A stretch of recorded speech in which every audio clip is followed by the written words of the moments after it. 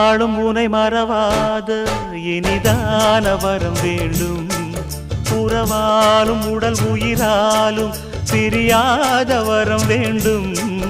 விழியோடு இமை போலே விலகாத நிலை வேண்டும்.